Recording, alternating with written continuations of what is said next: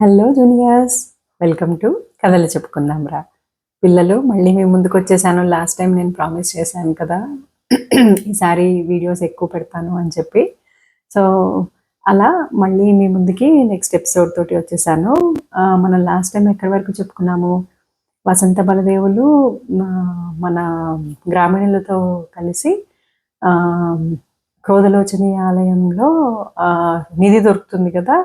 ఆ నిధిని ఒక గ్రామీణులు పట్టుకొని తీసుకెళ్దామని ప్రయత్నిస్తుంటే బలదేవుడు ఆపబోతే వసంతుడు పోనీలే పాపం వాళ్ళకి ఉపయోగపడుతుందేమో వదిలేసే అని అనగా ఆ గ్రామీణుడు వెళ్ళబోతూ ఉంటే క్రోధలో పెద్దగా హుంకార సౌండ్ చేస్తూ ఆ క్రోధలోచని అమ్మవారి విగ్రహం నుంచి ఒక పెద్ద శబ్దం వస్తుంది కదా.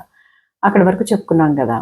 అయితే వీళ్ళందరూ వెనక్కి తిరిగి ఈ సౌండ్ ఎక్కడి నుంచి వస్తుంది అని చెప్పి తిరిగి అమ్మవారి విగ్రహం వైపు చూస్తే ఇంకేముంది, చాలా క్రోధంగా, ఆవిడ పేరే క్రోధలోచని. లోచని అంటే కళ్ళు అనమాట. క్రోధమైన కళ్ళతోటి చూస్తోంది అనమాట. అంతేకాదు అందరు భయపడిపోతున్నారు. ఒక్కసారిగా ఆ రూమ్ అంతా చాలా వేడెక్కిపోతుంది అనమాట. వేడెక్కి అందరికీ చెమటలు కారిపోతూ ఉంటాయి.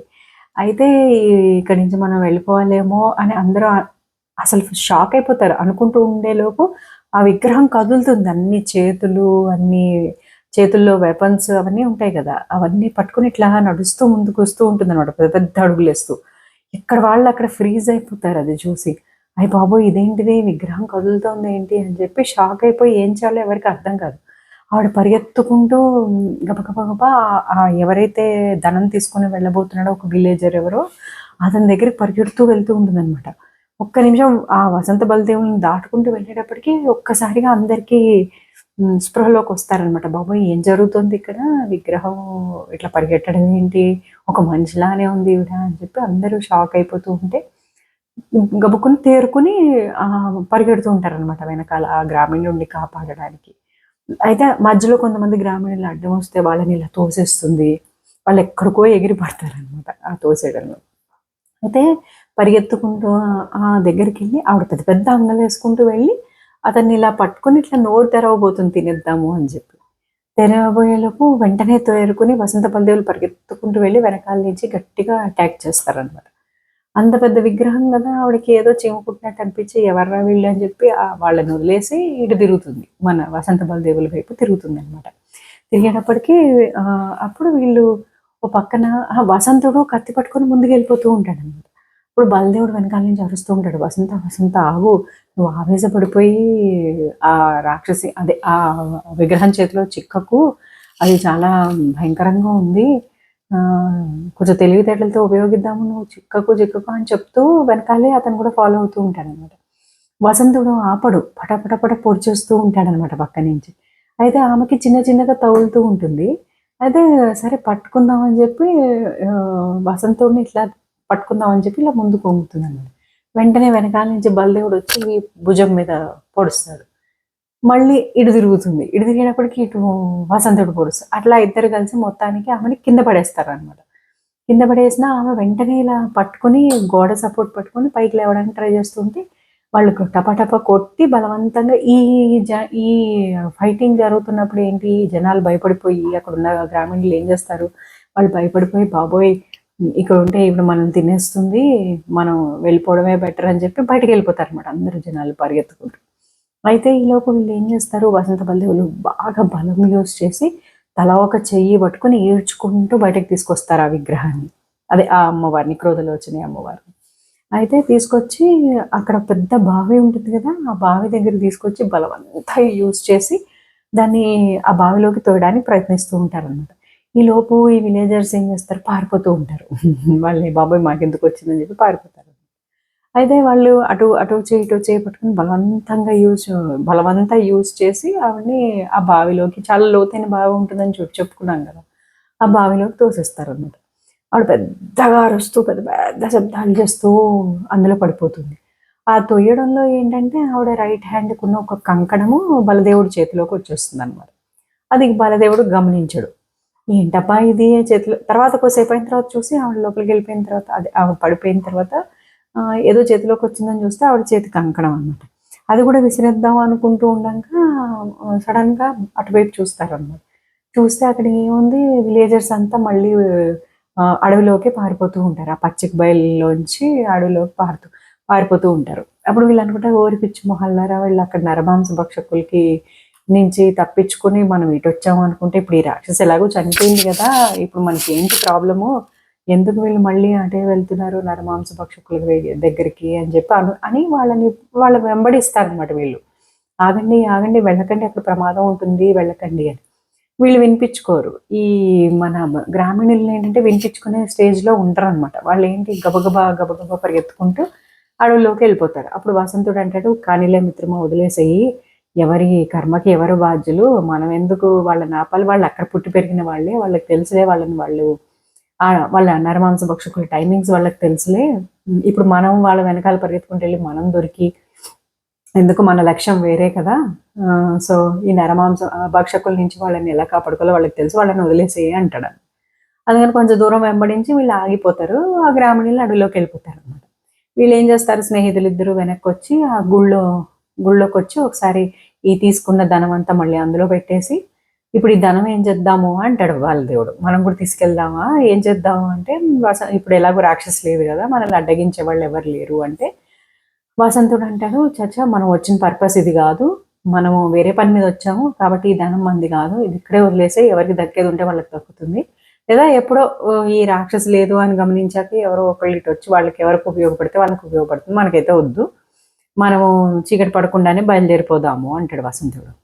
సరే అని చెప్పి ఫ్రెండ్స్ ఇద్దరు కలిసి అలా బయలుదేరి వెళ్తూ ఉంటారనమాట. కొంచెం చీకటి పడేలోపు గబుక్కుని ఏదైనా అడవి దాటి ఏదైనా గ్రామానికి వెళ్తే కొద్దిగా బాగుంటుంది, మనం సేఫ్గా ఉంటాము అని. కానీ వీళ్ళు ఎంత ప్రయత్నించినా ఏంటి, ఇప్పుడు మళ్ళీ ఆపోజిట్ డైరెక్షన్లో వెళ్తారనమాట. ఇప్పుడు అడవి ఆ పచ్చిక బయళ్ళ వైపు కాకుండా దానికి కంప్లీట్గా ఆపోజిట్ డైరెక్షన్లో బయలుదేరి వెళ్తూ ఉంటారనమాట. అలా వెళ్తూ ఉండగా సాయంత్రం చీకటి పడిపోతుంది అనమాట. చీకటి పడిపోతే ఇంకా అడవే ఉంటుంది. సో వాళ్ళు ఏమనుకుంటారంటే, సరే చెట్టు మీద కాసేపు విశ్రాంతి తీసుకుని తర్వాత లేచి వెళ్దాము అనుకుని ఆ నైట్కి ఒక పెద్ద గుబురు చెట్టు మీద పడుకుని దిగి మళ్ళీ పొద్దున్న తెల్లవారుతూనే గబగబా బయలుదేరి వెళ్ళిపోతూ ఉంటారనమాట. అలా చాలా సేపు నడిచిన తర్వాత మధ్యాహ్నం టైంకి ఒక చిన్న కుగ్రామం కనిపిస్తుంది అడవిలో. అది కనిపించేటప్పటికి అమ్మయ్య, మనకేదో కనిపించిందిలే, సరే ఇక్కడికి వెళ్తే మనకి ఏమైనా ఐడియా వస్తుంది, క్లూస్ దొరుకుతాయి అని చెప్పి ఆ ఊర్లోకి ఎంటర్ అవగానే ఆ ఊరి ప్రజలందరూ, చిన్న ఊరు అనమాట, అయితే మొత్తం కలిపి 100 మంది కూడా ఉండరు అందులో. అయితే అక్కడ ఏదో హడావిడిగా ఉంటుందనమాట. ఒక చిన్న పాకకి ఒక పెళ్లి ఇల్లు లాగా ఆ వాతావరణం, పెళ్లి వాతావరణం ఎలా ఉంటుందో అలా పందిర్లేసి అలా ఏవేవో హంగామా జరుగుతూ ఉంటుంది. వీళ్ళని చూడగానే కొంతమంది ఊరు ప్రజలు గుంపుగా వచ్చి, రండి రండి, మా ఊరు వచ్చారా, రండి రండి, మనం అన్ని తీరుబాటుగా మాట్లాడుకుందాం, మా ఊరు పెద్ద కూతురు పెళ్ళి రేపు పొద్దునుంది, సో మీరు మా అతిథులు, రండి రండి అని చెప్పి వాళ్ళని బలవంతంగా ఎవరు ఏంటి అనేది తెలుసుకోకుండా లాక్కుని ఒక ఒక చిన్న పాక దగ్గరికి వాళ్ళు ఆ ఊరి పెద్ద దగ్గరికి తీసుకెళ్తారు ఫస్ట్. ఆయన కూడా నమస్కారం చేసి, మా ఊర్లో అతిథులు అంటే దేవుళ్ళతోటి సమానము, కాబట్టి మీరు మా అతిథులు, ఈ వివాహం అయ్యే వరకు మీరు మాతోనే ఉండండి మా ఊర్లోనే, ఈ వివాహం అయిపోయిన తర్వాత మీకు ఆ పాపని పంపించేసి అప్పుడు మీ గురించి వాకప్ చేస్తాను, మీకు ఎలా హెల్ప్ చేయగలను ఏంటో చూస్తాను అంటాడు ఊరు పెద్ద. అయితే సరేలే, వీళ్ళు ఏంటో ఆశ్చర్యపోతూ ఉంటారనమాట వసంత బలదేవులు. ఎవరో ఏంటో తెలుసుకోకుండా వీళ్ళు అప్పుడే ఆహ్వానించేసి అతిథి మర్యాదలు చేసేస్తున్నారు, ఏంటో పిచ్చి జనాలు అనుకుంటారనమాట. అనుకుని సరే ఈ ఊరు వాళ్ళు ఏం చేస్తారు, ప్రజలందరూ వాళ్ళని ఒక చిన్న అవుట్ హౌస్ లాగా ఊరు చూడలో చిన్న పార్క్ ఉంటుంది అనమాట, ఒక రూమ్ ఉన్నది, అక్కడ తీసుకెళ్ళి మీరు ఇక్కడ విశ్రాంతి తీసుకోండి, మేము పెళ్లి పనుల్లో ఉన్నాము. ఆ ఊరి పెద్ద ఇంటి ముందు ఒక గ్రామ దేవత గుడి కూడా ఉంటుందన్నమాట. దాన్ని బాగా డెకరేట్ చేసి పందిళ్ళేసి మామిడాకులు కట్టి అంతా హంగామా చేస్తూ ఉంటారన్నమాట ఆ గుడి. అమ్మవారికి దండం పెట్టుకుని వీళ్ళని తీసుకెళ్ళి అక్కడ పక్కన ఇంకో చిన్న ఇంట్లో రూమ్లో ఉంచి, మీరు ఇక్కడ విశ్రాంతి తీసుకోండి కాసేపు, మీకు భోజనాలు అవి మేము పంపిస్తాము అని చెప్పి వాళ్ళు వెళ్ళిపోతూ మళ్ళీ ఆగి వెనక్కి తిరిగి వాళ్ళు ఏం చెప్తారంటే వసంత బలదేవులకి, మీరు ఏమన్నా చేయండి, ఈ ఊర్లో ఎక్కడైనా తిరగండి, మాకేం అభ్యంతరం లేదు, ఎవరింటికైనా రావచ్చు, ఎక్కడికైనా వెళ్ళొచ్చు, ఎటైనా తిరగచ్చు, కాకపోతే ఈ పాకకి వెనక వైపు కొన్ని పొదలు ఉన్నాయి, ఆ పొదలు దాటి మాత్రం వెళ్ళకండి అని చెప్తాడు అన్నమాట. ప్రత్యేకంగా వద్దు అని చెప్పినదే చేయడం మన బలదేవుడికి చాలా ఇంట్రెస్ట్ కదా, సో అతని క్యూరియాసిటీ పెరిగిపోతుంది, ఎందుకు ఎందుకు అని అడుగుతాడు అనమాట. లేదా మేము అదంతా చెప్పము, మీరు అటైతే వెళ్ళకూడదు, నిషేధం, అటు సైడ్ వెళ్ళకండి, మీరు ఇంకా ఆ తర్వాత మిగిలిన గ్రామం అంతా తిరగచ్చు, మాకేం ప్రాబ్లం లేదు, మీరు కాసేపు రిలాక్స్ అవ్వండి, మేము తినడానికి ఏమైనా తీసుకొస్తాము అంటారు అనమాట. అనేసి వెళ్తారు. వెళ్ళేటప్పటికి మన బలదేవుడు వసంతుడు కూర్చుని కాసేపు కబుర్లు చెప్పుకుంటూ ఉంటారు. ఈలోపు వీళ్ళు వెళ్ళి భోజనం తీసుకొస్తారనమాట. తీసుకొచ్చిన తర్వాత వీళ్ళంతా శుభ్రంగా వాళ్ళిద్దరూ తిని వాళ్ళు తిన్నాక మిగిలినవి వాళ్ళు పట్టుకొని వెళ్ళిపోతారు. మీరు పడుకోండి, మళ్ళీ చెప్తున్నాను ఆ వెనక వైపుకి వెళ్ళకండి అని చెప్పి హెచ్చరించి వీళ్ళు వెళ్ళిపోతారనమాట ఈ గ్రామస్తులు. అందరూ వెళ్ళిపోయిన తర్వాత ఇంకా వసంతుడు బలదేవుడు అనుకుంటారు, సరే వాళ్ళ ఫోన్లే మనకి కొంచెం షెల్టర్ దొరికింది, రేపు పొద్దున పెళ్ళేదో చూసుకున్న తర్వాత వీళ్ళు మనకి ఏమైనా ఇన్ఫర్మేషన్ ఇవ్వగలరేమో చూసి దాన్ని బట్టి మనం వెళ్దాము అంటాడు వసంతుడు. సరే అని చెప్పి ఇద్దరు పడుకుంటారు. అయితే వసంతుడికి నిద్ర పడుతుంది, కొద్దిసేపు నిద్ర పట్టదు, అతనికి తొందరగా పట్టదు అనమాట. అంతా చూసుకుని ఇక్కడ సేఫ్గానే ఉంది అనుకున్నాక అప్పుడు పడుకుంటాడు అనమాట.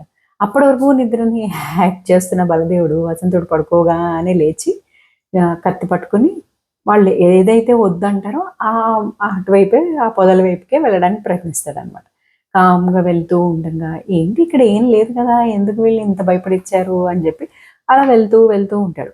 కొంచెం దూరం వెళ్ళిన తర్వాత అసలు గాలి కూడా ఆడుతూ ఉండదు అనమాట. ఏంటిది ఇక్కడ అసలు ఇప్పుడు నైట్ క్రికెట్స్ కానీ తర్వాత నైట్ బర్డ్స్ కానీ ఏవో కాల్స్ వినిపిస్తూ ఉంటాయి కదా, ఏమీ వినిపించదు అనమాట. పిన్ డ్రాప్ సైలెన్స్ ఉంటుంది ఆ అడవంతా. అదని డౌట్ వస్తుంది, ఇదేంటిది ఇంత కామ్గా ఉంది, మనం అనవసరంగా వచ్చామా ఏంటి అనుకుని ఇంకా లోపలికి వెళ్దామా వద్దా అని ఆలోచించి అంతా ఒక చోటకు వచ్చేటప్పటికి ఇంకా అసలు మొత్తం చుట్టూరా గుబురు గుబురు గుబురు చెట్లు ఉంటాయి తప్ప ఏమీ ఉండదు. ఆ మధ్యలో చిన్న ప్యాచ్ లాంటి ల్యాండ్ ఉంటుంది.